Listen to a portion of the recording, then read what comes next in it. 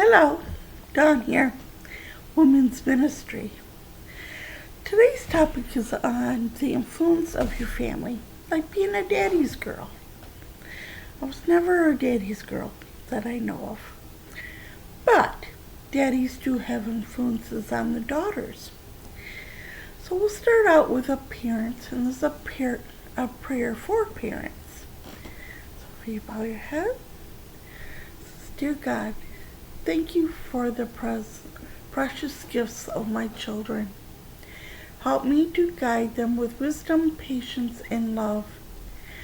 Grant me the strength to nurture their dreams and the courage to let them grow and explore. May their hearts always seek kindness, their minds pursue truth, and their spirits remain steadfast in hope. Protect them from harm and surround them with your peace and grace. Teach me to be patient and to be a parent who listens, who forgives, and who would lead us or who leads by example. Let me reflect your unconditional love, so they may always feel cherished and valued. Amen. So that's a good prayer for parents. I'm gonna get my coffee because I'm gonna have a problem here. There we go.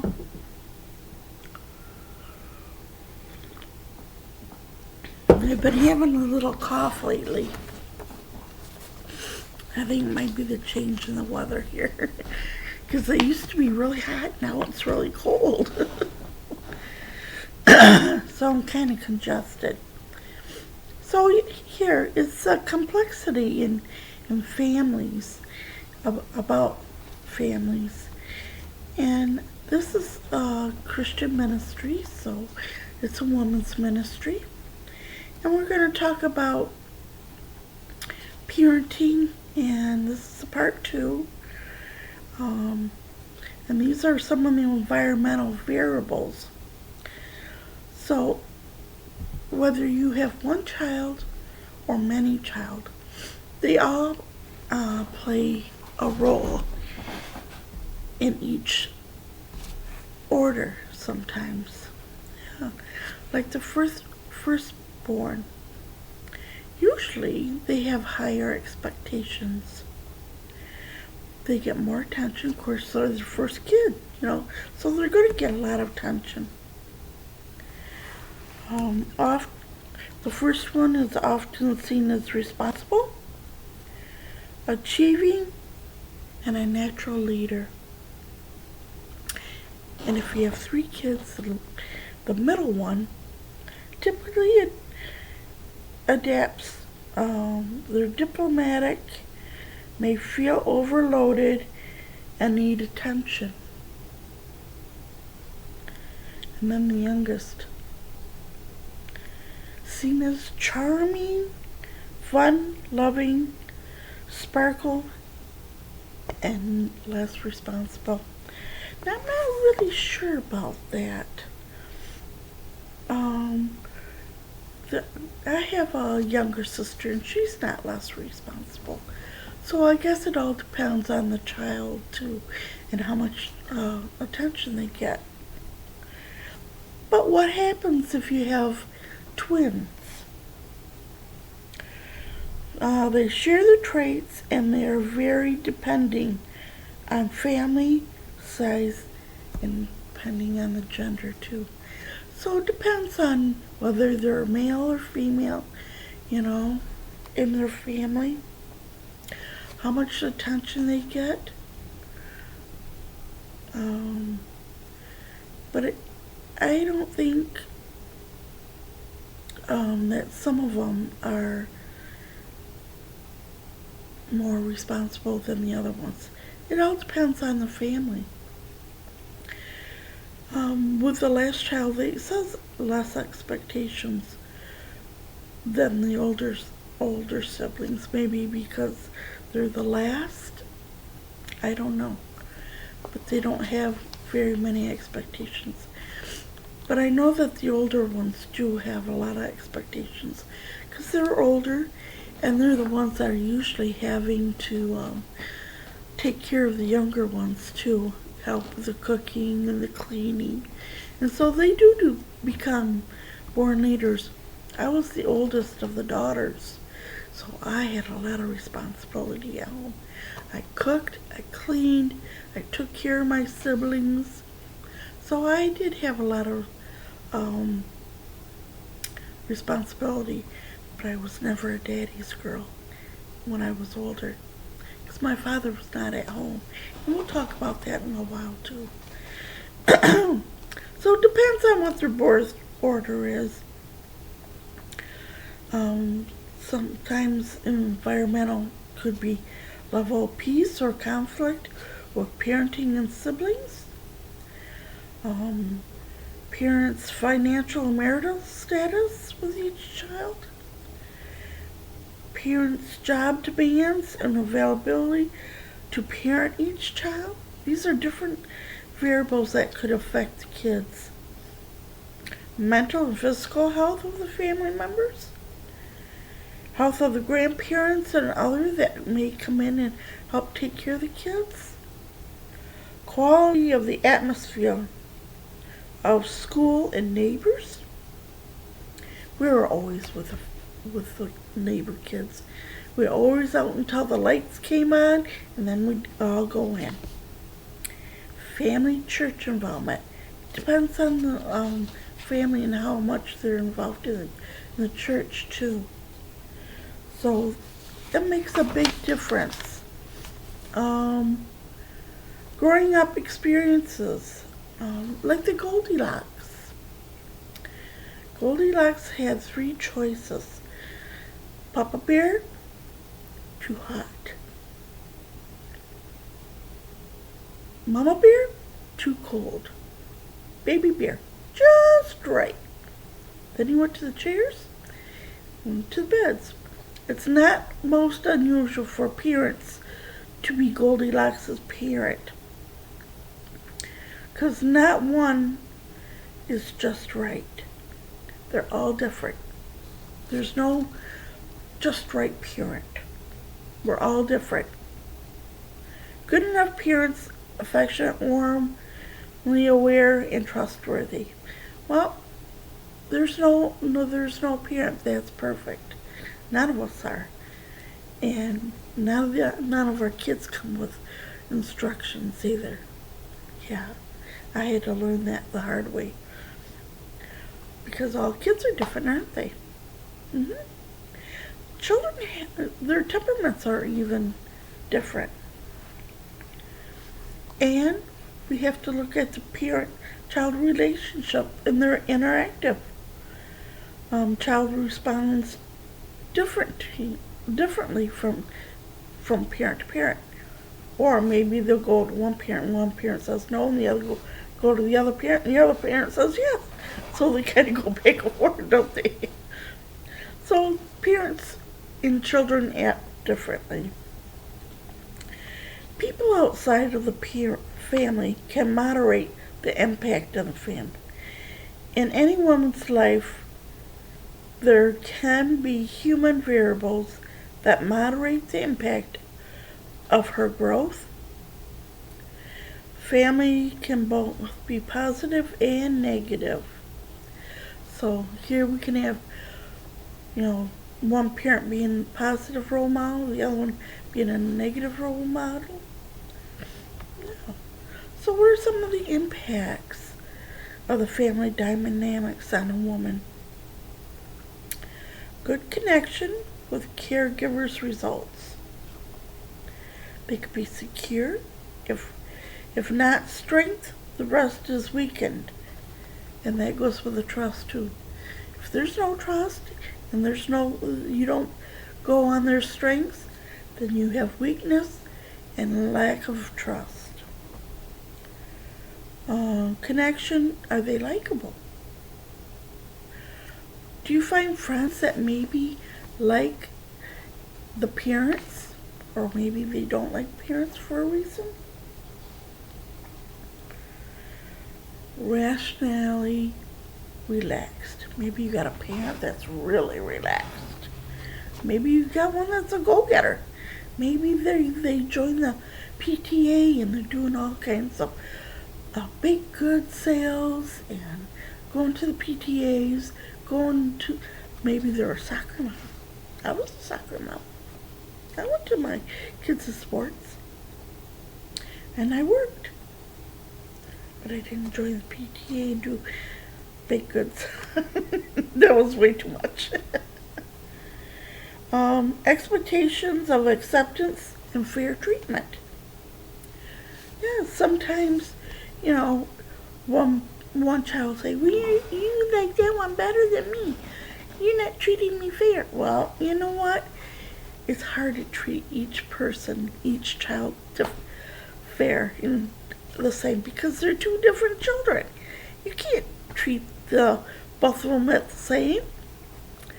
One has different qualities than the other one. They act differently. So you can't expect to treat one like the other. You got to treat your kids as who they are. So children's temperament's different. So one might be like mine were. One was colic and one was completely calm and just lay back and relax.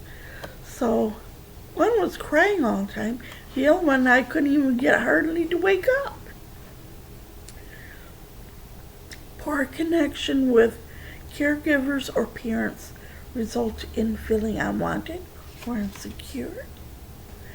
Feeling unloved will have many emotional problems. If they're feeling unloved, then they're going to have a lot of emotional problems, as well as trusting others or sometimes they try to prove their worth and have lack of self-esteem and a hard time attaching to others. So if they're feeling unloved, they may feel that other people don't love them either. Feeling unacceptable or unaccepted. Maybe they're self-centered, they have self-doubt, have anxiety, and maybe low self-esteem. So it's always to talk to your kids and see where they're at and how they're feeling. Tendency to be anxious and distressed in relationships. That could have a lot of pressure on academics, developmental pressures, and social problems. So if you find that your child is anxious and distressed in relationships, I'm gonna come right out and say, if you're noticing problems, I would contact a counselor for children and get help for them. You're there, you're the parents. You're going to want to try to do as much as you can for them. Results of parental responses. Parents who are supportive, they validate their children's emotional experience and tend to foster emotion regulations. Those unsupportive can lead to difficulty in managing their emotions. So you need to support them. Get them help for someone that's professional that can help you. Don't try to do it on your own. It's always good to have a professional. Family of origins influence. This is how to influence, which shapes her concept. This is what you can actually call the chameleon woman. She changes. the chameleon woman. And I'll tell you a little bit about this chameleon woman. The chameleon woman's personality is characterized by a remarkable ability to adapt and adjust their behavior, belief, and even values to fit various social situations. These individuals possess a high degree of empathy and social intelligence, enabling them to mirror the attitudes, opinions, and mannerisms of those around them. The versatility allows them to navigate diverse social circles and build rapport with each of these people. The chameleon personality has both advantages and disadvantages. On the positive side, individual with these types of personalities tends to be highly adaptable and adapt to establishing connection. They can build strong network and excel in professions that require navigating complex social landscapes. However, there are potential drawbacks to this adaptive behavior, such as a struggle with a sense of identity and the risk of losing one's true self when not in a social context.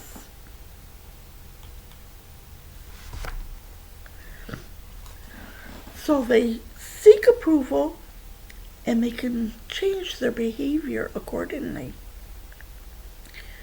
They must be vigilant about perception, so they have to be really perception in order to change their environment. Others have tremendous power over her. They will have a power over her because they know that she can adapt to any situation. The exception is temporary or conditional.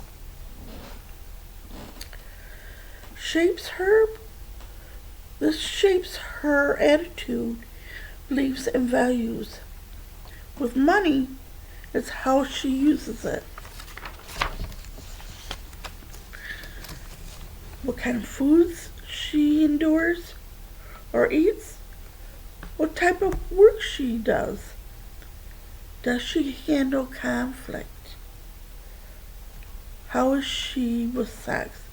Is she a person that just has sex and lust? Or how does she handle it? Does she wait for marriage? Or is she out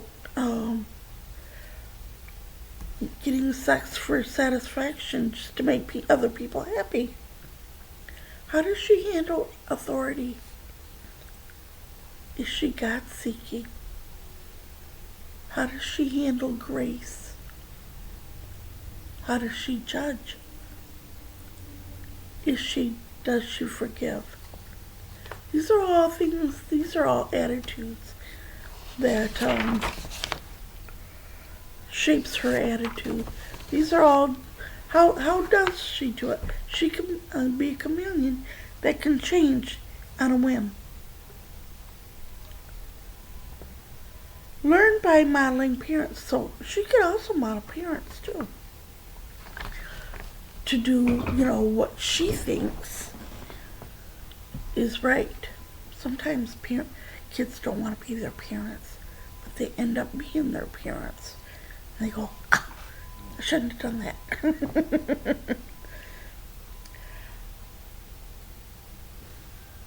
Here, learn by modeling parents, the value of parents, how to treat them, watching parents, how they treat each other is number one.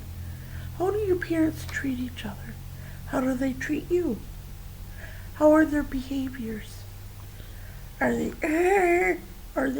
too nice? Or are they in between? How do parents treat each other? Are they good to each other? Polite? cuddly, or they just treat each other like they're enemies. That's something to look at. Learns a woman's role as a model by her mother. So what to expect by the mom? How does mom act? Is she always in a rush? You know? What to expect and what kind of teaching? So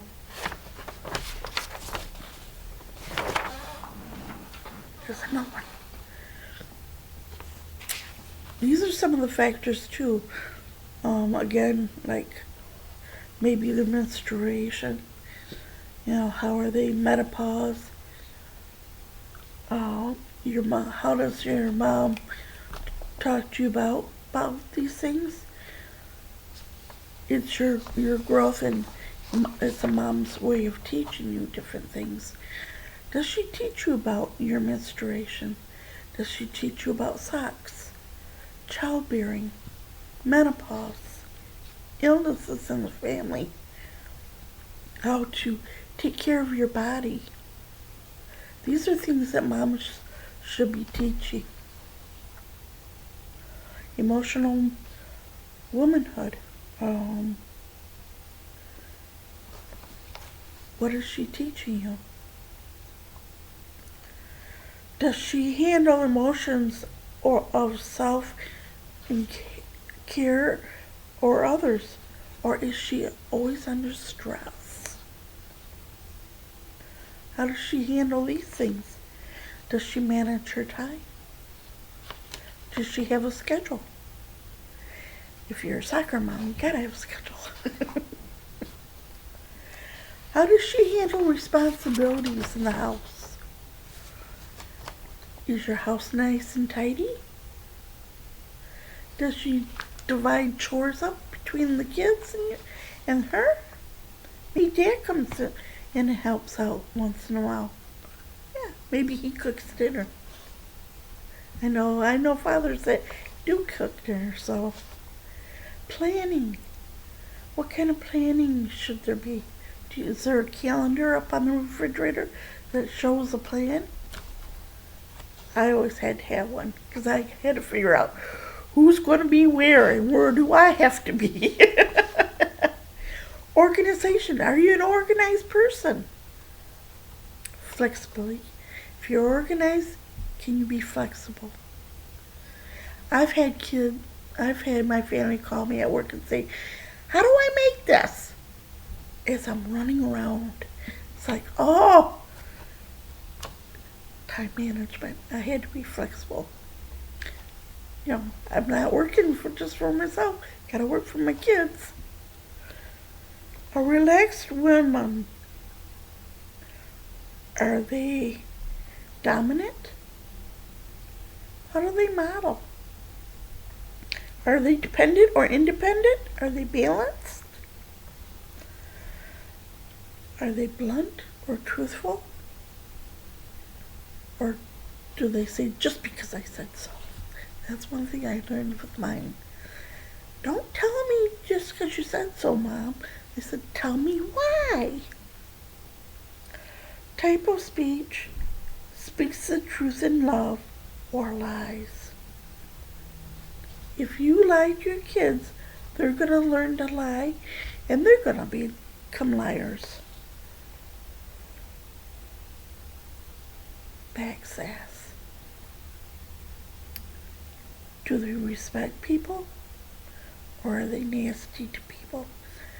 Are they, do they talk to other people nicely, respectfully, or are they just rude? Makes a big difference. Family business. Keeping your personal business in your family. Or do they gossip to other people? Difference in tolerance. To avoid ridicule or rejection, she will tends to try to sacrifice her voice. She may have a hard time accepting differences in others. Maybe their culture, maybe their belief. Yeah. So here, she may have a hard time accepting other people's beliefs. Closeness and separation. Closeness is love, approval, support, security, but there's a danger of being smothered or controlled. That could be something, maybe we shouldn't smother our kids, but give them their space so that they can learn. Yeah. Separatedness, self-direction, independence, freedom, but there's danger of being distanced or feeling abandonment. So you gotta be able to be kind of flexible with that.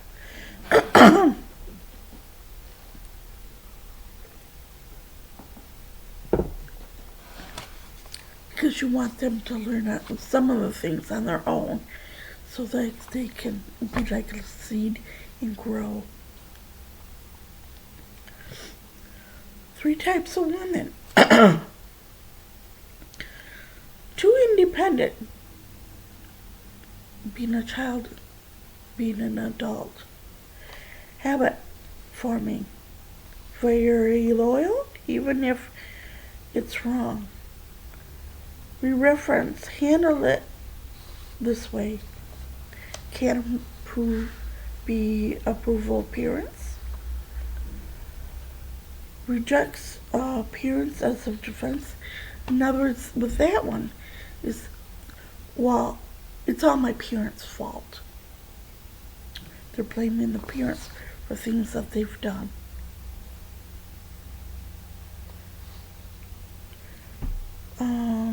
The woman who is chained to parents emotionally, like a real deep connection. The woman who is chained to parents emotionally will tend to be reactive.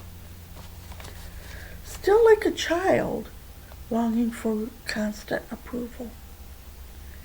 Feels guilty when they say no.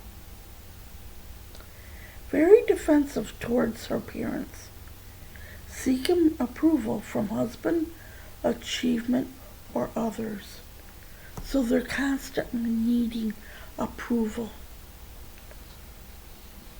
So influences of the father. The father is first and most important male in her life. That person also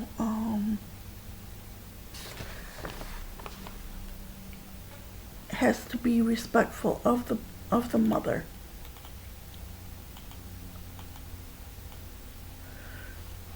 So the father who are supportive of their children or their daughters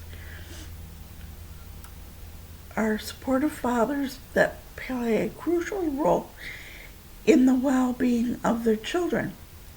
They provide emotional support, guidance, and nurturing environment that fosters healthy relationships and strong family bonds. Programs like Project Father and Dad's Evoking Chain offer structured support and education for fathers, helping them to become more loving and responsible parents. They also have parenting support groups.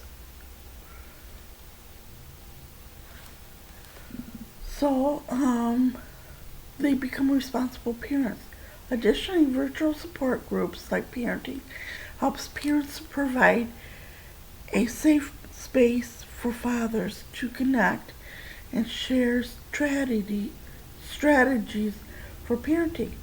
These resources are essential for fathers who want to actively participate in the children's lives and contribute to their overall development.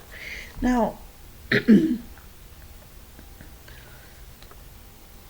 supportive fathers also help their children to be more successful in careers, proficient in math, because they're good mathematicians. Both my boys are good at math. Their achievement, their risk-taking, good risk-taking, more independent, and take responsibility. Able to shape the daughter's own future, build her self-esteem, and have good sexual identity that she's a woman and how to be a woman. Talking about fathers, though, fathers may not be in the family, maybe due to divorce or death, but there are also some fathers that have taken on the one-parent role where the father is both mother and father in children's life. So we have to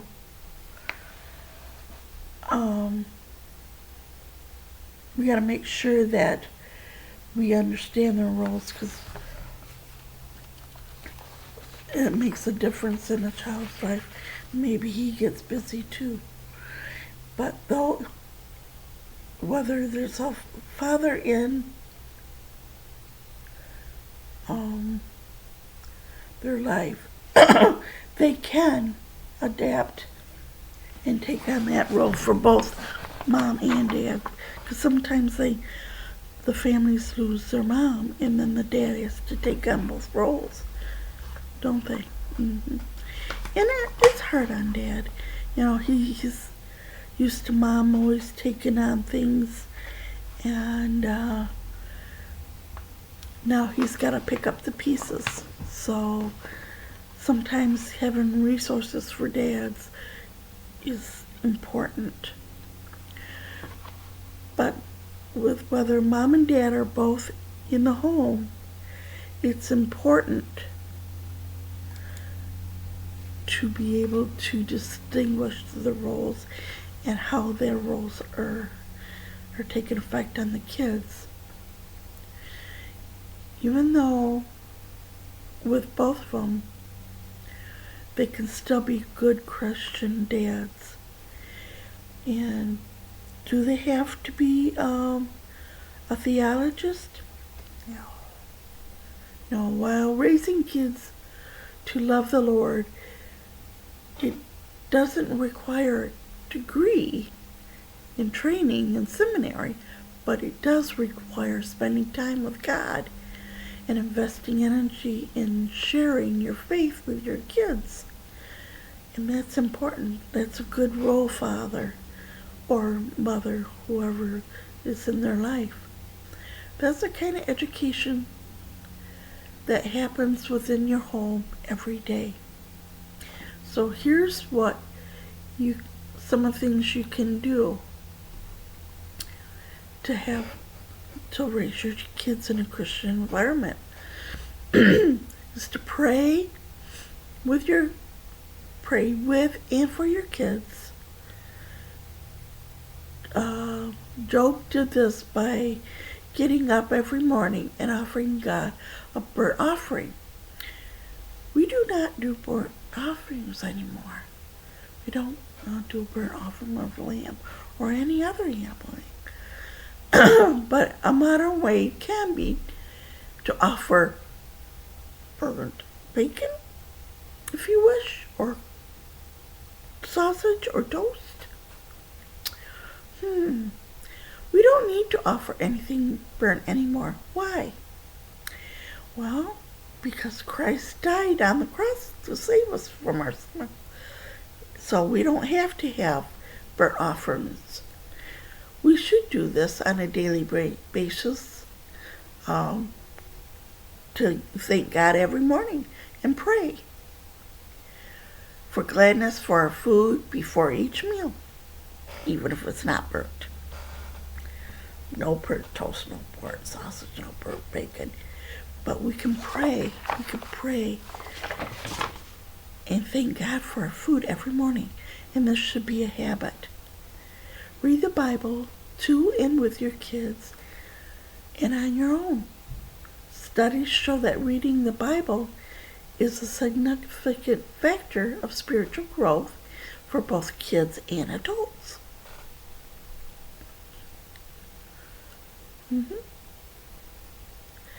Wonder about God. Wonder and they have questions about God. It's okay not to know all the answers, but it's important to ask the questions. Maybe you have questions, maybe your kids have questions, and maybe you can look them up. So it's okay to have questions. You don't need to know everything. Be a part of a church family. Let others share their spiritual strengths with your kids. Allow them to hear their stories. Other families have stories. Maybe they'll tell you maybe an incident that God helped them with.